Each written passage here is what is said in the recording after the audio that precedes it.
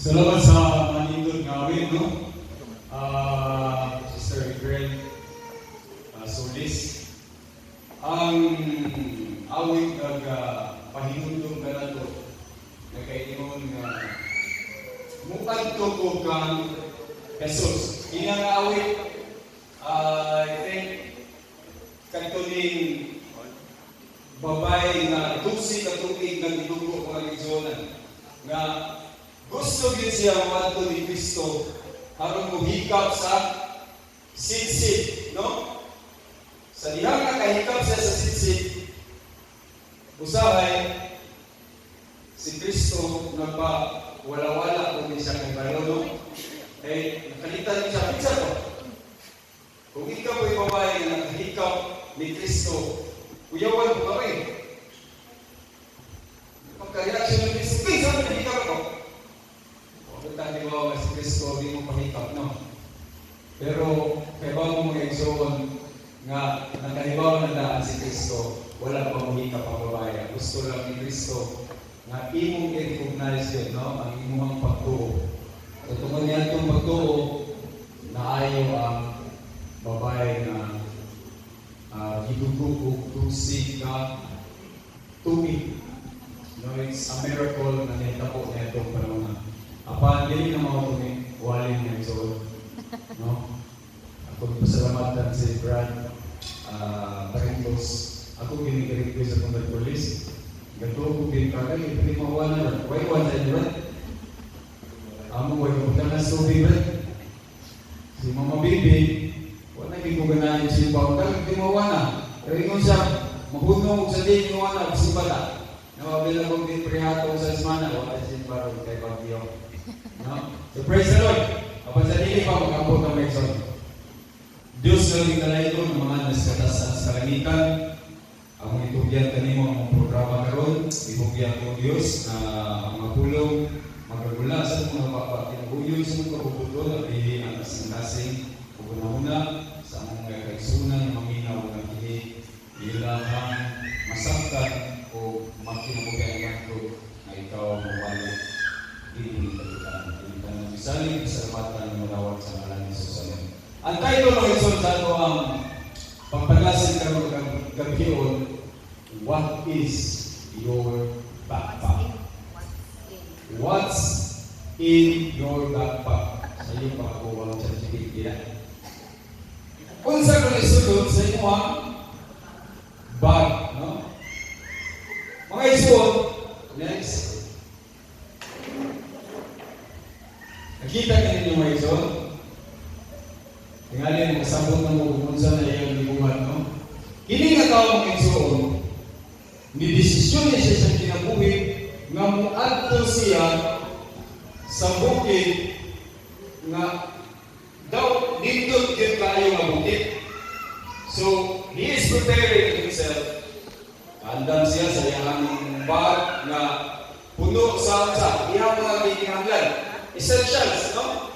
Gikinahanglan yun. Dili ka kung wants niya, needs iyang gikinahanglan yan. No, naalihaan niya tubig, naada iyang pagkaon, tambal, tanan na iyang gikinahanglan na musurvive siya na itong bukid sa iyang journey paingon sa bukid na iyang natuon. Ang pangalawang gawin mga isuon, na siya mga nakita sa daplin. Samtang nagalakaw siya, nakita niya na isinaw kay nawakto at hindot kay ng nawakto. Napasinit na siya mga isuon, iyan ang ipunit. So, siya magpa. Pag-abot na po siya naman, kita mo siya kakakin o kalaka. O may gusto ni, kasi magamit ang mga dito mo. Signahan mo mag-iinit. Yang sa gipunin, yan ang sa giso sa ba. Antog mo yung na puno, kayang ba, sa mga butang. Ngawa niya, di niya tinanggal. Ang iyan ang pagtuo, nga katong mga butang na, magamit pa niya, saktan siya travel. Pero, nanagot siya siya gikinanggal.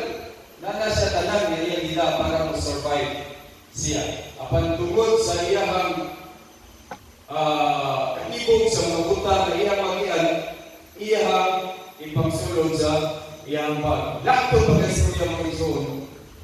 Huwag isa na ako. Kaya di kapoy lang siya. Kaya iyang giyato, di pa siya nag-booking man.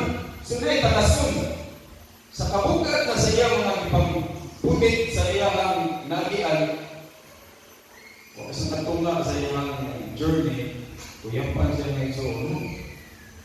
Tungod kay wala to na plano rin, no? Ang iyang pagsugod niya, sakto rin ito iyang himugaton. Apan, sige siya puno, unya ka nang magbiyahe ka na nakikikan ka. Kung bilang ka kilometro yung mga tuon, magkabuka na, tanong ko sa kilo, maglagaw ka 30 ka kilometro, mahimo nang nabuka kilo ang himugaton, tumus ka kapoy, how much more ka itong iyang buhat. So, next na tao na. Kita mo naman yun. Kinitahan ng isuon, mo ang resulta sa kanang tao, sige pamunit, sige karangka rin. No? May nana rin, no? Inana ang resulta sa tao na magsigikan ka. Ay mo katawa kay kitangganan, inana yung mata. Naikitawag sa sayang publiko nga kanang sakit na siya rin. Disorder na siya. Kung nga disorder man. Matagutang imo makita diyan sa mobile, hindi ka ganang ulabay. Bisag breed na isip, ayun nilabay kay mahalong na isugin ka niya. No, inana ba? Imong gibalyo, bisag tanong imo, dili naman magamit mga igsoon. No? Atong ganawan to sa ato ang unsay ngalan atong hoarding disorder. Hoarding disorder. Di ka ganawan mulabay bisag ka firmware na 1980s pa, 1960s kay souvenir yan ihatag kay ni kuan, no? Mahal lang nila sa una. Handod ang imong balay, akong balay na puno na sa utang na hindi na ang gamit. Kung saan naman nila to? Okay, di na kakalihok brad kay imong balay puno na sa mga katong-katong inikukab mo. Saan naman eh? Di ka kailangan mo hatag, no? Mga nga disorder. Ano yung hitabo ang ikawana? Kung sa iya makita, iyang na doon. Makita na niyo mga buang dahil sa puno. Okay, yung mga sige kay purpose sa niya. Anong sige minsan kanto untag hapon, sige alsa na mga bulingon unsa na mga naparebuang sa mabunog kag di napasan lugto rin. Pikilan magsigi ko sa gataw.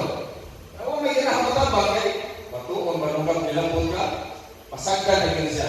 So, ang point mga igsoon, ako ipakita ang physical condition ng ikawana. Pero arita sa ato ang mental condition o spiritual condition. Kita ka na ng igsoon, nakataaling sa kita, no? Ambot lang mo, kinsa kada tuwing maglabay yung sina sa ato ang mga bibir ay mga tagtingali na din ang masuot kay sige ng tulong na itatay na rin mo. No? Ako niya akong asawa atong sa semana na-amaze ko kayo. Ako iyang bilas, akong bayaw, yung higlang nga ako sinin na problem kayo. Nangiwan mo ko rin ako pamukay ka. No? So, wala na siya itong hoarding disorder. Pero ako napako na pa yung mga long sleeve dito mga isa. Hindi na yung magamit, sige niya pong hangin.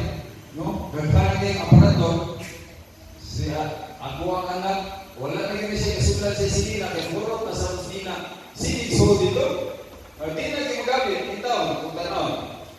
Balik ang nagsuon sa atong lesson.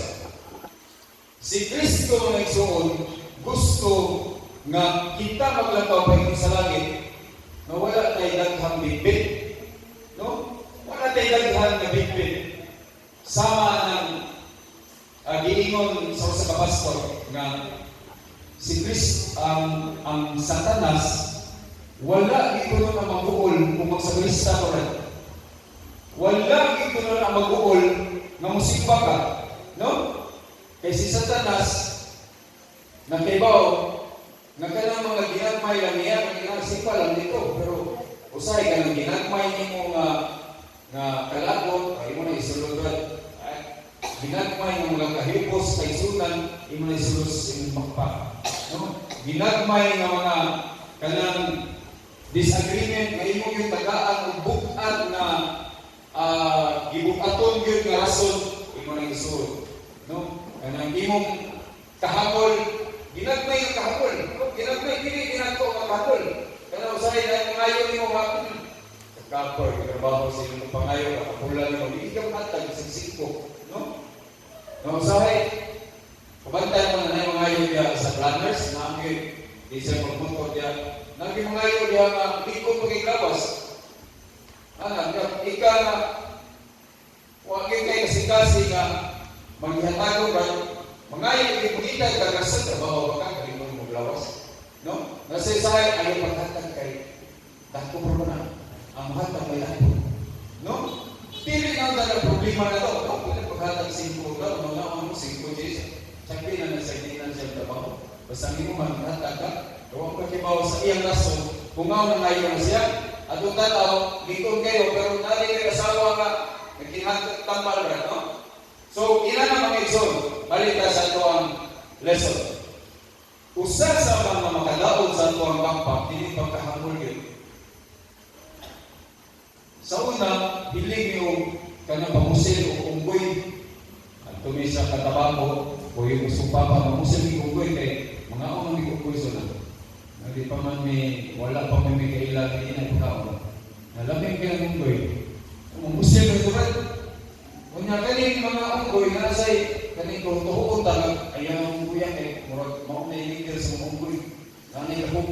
Pari may magiging na yung kana. Ayaw na kayo. Angkan na anak. Sa dugay ng sipili, hindi ka pusel ka, kung babate na lang. No? Apan, gitulungan niyo sa pagdako sa buhay. Dili siya maigo sa pusel, pero sa inyo siya lakon. Unsa may bahagi nito? Magkuha may lubi. Ano lubi ba? Lubi nga ng butong. Amo ng baon, o ganang umul-umul. Amo ng mga gagamay. Kumabutan na ng magmani. Magbutang dagang kayo biya. Ang unggoy, kita na itong pagpinti at ang nama, kita na siya lubi, pilipiliyo na niya. Nasa kita nito, yan ang pagutol. Once na sunod na yung gamot, na siya magputang, di na niya pumiyaman. So, di ba kaya siya magpantang usa na yung magputang? Mangita ang bikas na pag-iyaman ng pagputang. Madugay ang unggoy, masuk na ng mga kamot, amot na ng gulong. So, sa iya ang takuyaw, magagal na siya, pero nagigit sa lupi. Hindi na siya nagagal. Kaya bisa kung sa ako niya, hindi ko niya kumikan ang iya ang ikutan. No? Maunang madisgrasya ng unggoy basta lupi. Tungkol sa iyang kahangol, kung sa iyang magkuktan, hindi na nangyayari niya ng tatong niya kabukat ang lupi, bilang may lawas sa unggoy. No? Niya lumabag ko, ang dagal mo na, baksa ang unggoy. Magtuwa-tuwa yung kung hindi na niya buyan, nato madapan siya. Ang punto na ito may suod, nagkita ko sa'yo, pero mura ko itong unggoy. Kung sa'yo itong ganahan, ato ginagugtan.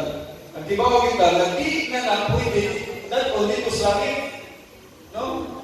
Ito may nagkatulong ka itong wali na usa ka bana na pwede yung pakita kwarta na din sumahatag sa 5 G's kay iya magdato niya. Pag nagtinga siya, iyang itugo niya asawa nga ang kwarta na akong gitigong ako ng dato. So ang asawa, huwag mo balibag, sige nung pagpatay niya, ang ipadatan niya sa red. Pero huwag niya ang kwarta, ang chiki niya, isugal sa red, o chiki. So, ang pwede na naman iso, bisang kung saan na ito, tigong din sa kalibutan, di ka na ito madala sa langit. No? So, kanang ato ang pagkahamol, ato ng praktisyon, na kung unsay atong mahimo, tamang ato na itamang. Kaya ang ato ang journey din sa kalibutan, ito ang mas langit, no? Di na magamit dito. Kaya ayaw ko ina. Si San Pedro, doon ato, sugato na sa Pedro, magkudang kang cellphone. Magkudang kang charger. Pagtanong kayo dito, kaya nag-invest ka sa imong mga panahon, sa imong imong kwarta sa mga inanang abutan. Iinom ka sa Pedro nga murag di mo ka wa ka nanganda para sa langit nga maluwas, murag nanganda mo ka nga mag-burn out ang langit. No? Nawasa. Ang ato ang panganda mo mga igsoon, kini ato ang biyahe ngadto sa kaluwasan, no? Ang gusto sa Ginoo na naatay kasing-kasing nga may ginatagong, kasing-kasing nga mapinasayloon, batasan nga dili bisod istoryahon o labaw sa tanan kaning ato ang pagsapot sa ato mga kaigsunan, no? Ang gusto sa Ginoo ibalik pareho ko balik ato lunch katong ulang. Ang gusto sa Ginoo katong tao, no? Kana ang gusto sa Ginoo nga mag-travel ka nga walay naghan nga dala sa atong lawas, no? Ang pulong kay sa Ginoo mo'y gusto sa Ginoo. Kaya Ginoo ang iyang pulong mao'y makahatag kanato o kahayag sa ato ang atianan. So I hope nga kini gamay nga pagpadasig ato ni ma-apply mga igsoon. Ato hinumduman ang Hebrew 2:1 nagaingon diha. No, kini nga ingon usa kay gilibutan man kita ini akong bundok sa mga saksi sa libuhay ka ang tanan nga nagkababag kanato ug ang sala nga naghawid kanato pag-ayo. Daghanon ta ang tinud-anon ang lupa nga ato gisalimutan.